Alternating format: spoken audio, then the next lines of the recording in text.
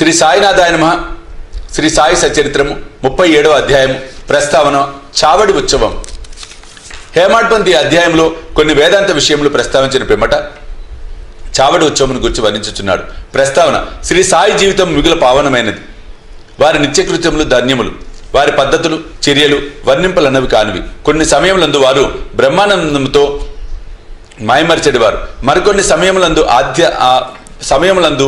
ఆత్మజ్ఞానంతో తృప్తి పొందేవారు.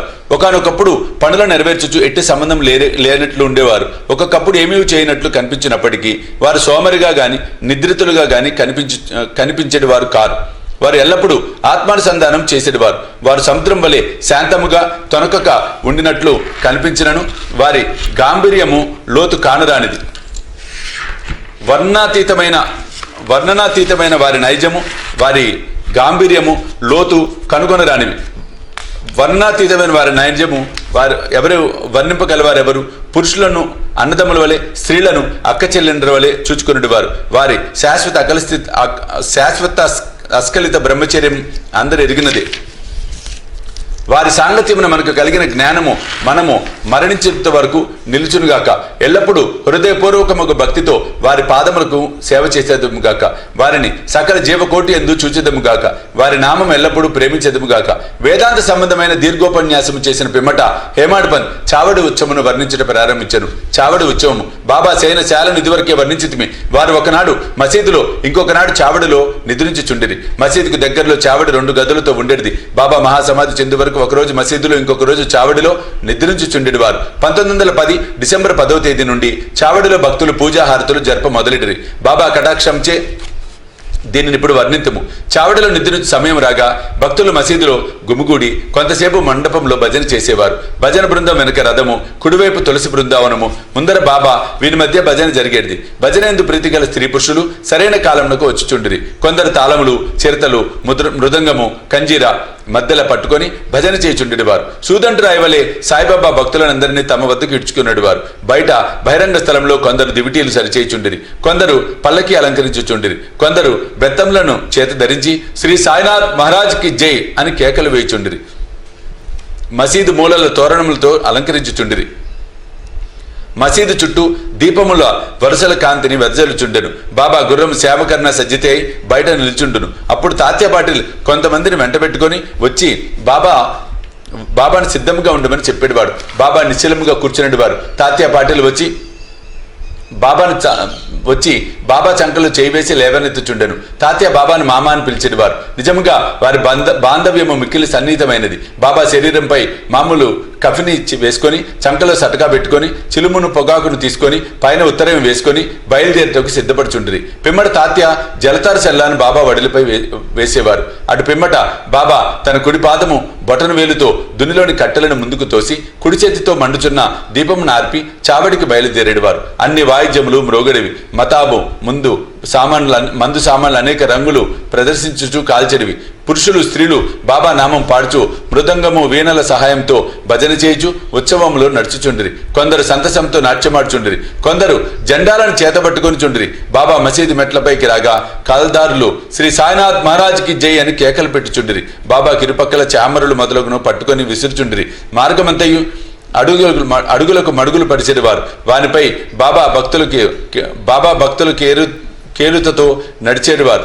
తాత్య ఎడమ చేతిని, మహల్సాపతి కుడి చేతిని, బాబు సాహెబ్ జోగ్ శిరస్సుపై ఛత్రం పట్టుకునేవారు. ఈ ప్రకారం బాబా చావడిని పయనముగుచుండెను.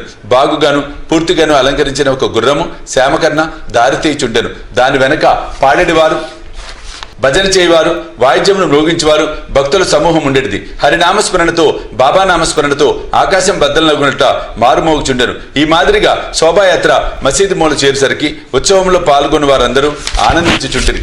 ఈ మూలకు వచ్చేసరికి బాబా చావడి వైపు ముఖం పెట్టి నిలిచి ఒక విచిత్రమైన ప్రకాశంతో ఉండేవారు. వారి ముఖము ఉదయ సంధ్య వలె లేదా బాలబాణుని వలె ప్రకాశించుచుండెను. అచట బాబా ఉత్తరము వైపు ముఖం పెట్టి కేంద్రీకరించిన మనసుతో నిలిచేవారు. వారెవరినో పిలుచున్నట్లు కనిపించేది. సమస్త వాయిద్యములు మ్రోగుచున్నప్పుడు బాబా తన కుడి చేతిని కిందకు మీదకు ఆడించేవారు. అట్టి సమయమున కాకాసాహెబ్ దీక్షిత్ ముందుకు వచ్చి ఒక వెండి పళ్ళెములో పువ్వులు గులాల్ పొడి తీసుకొని బాబాపై పెక్కుసార్లు చల్లుచుండెను. అట్టి సమయమందు సంగీత వాయిద్యములు వాని శక్తి కొలది ధ్వనించుచుండెను. బాబా ముఖము స్థిరమైన ద్విగుణీకృత ప్రకాశంతోడను సౌందర్యంతోడను వెలుగుచుండెను. అందరూ ఈ ప్రకాశమును మనసారా గ్రోలుచుండిరి.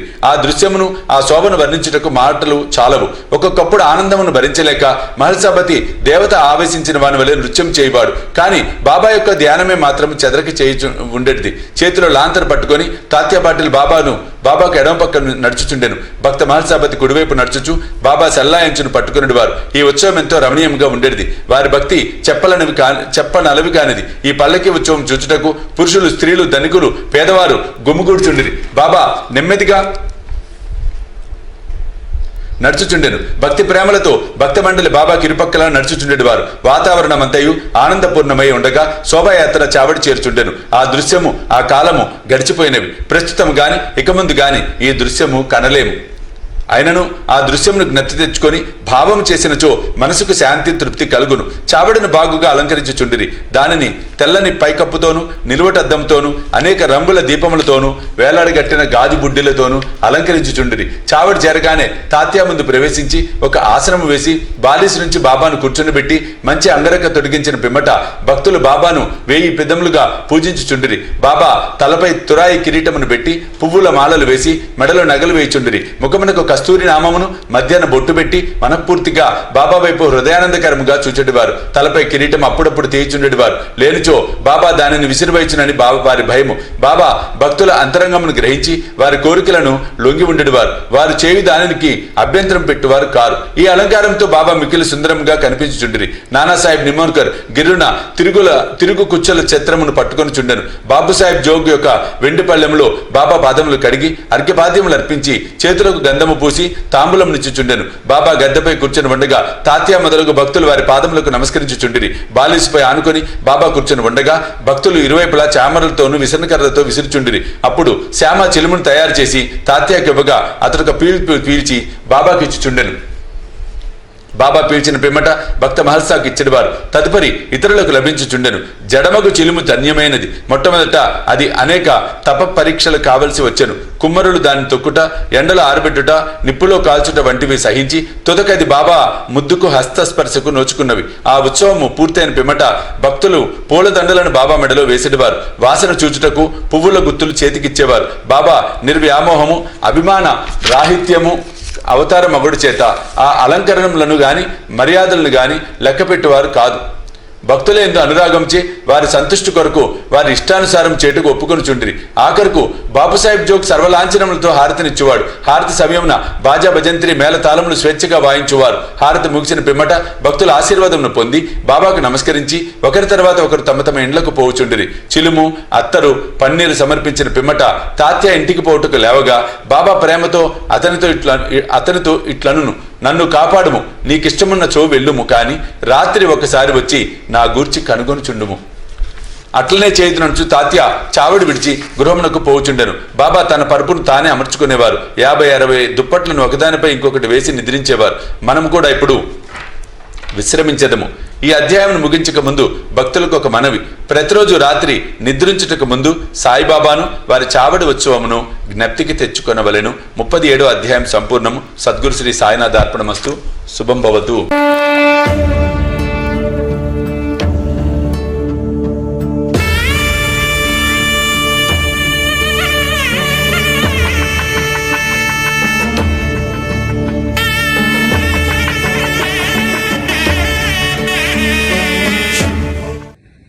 సాయి దివ్య రక్షా కవచ యంత్రానికి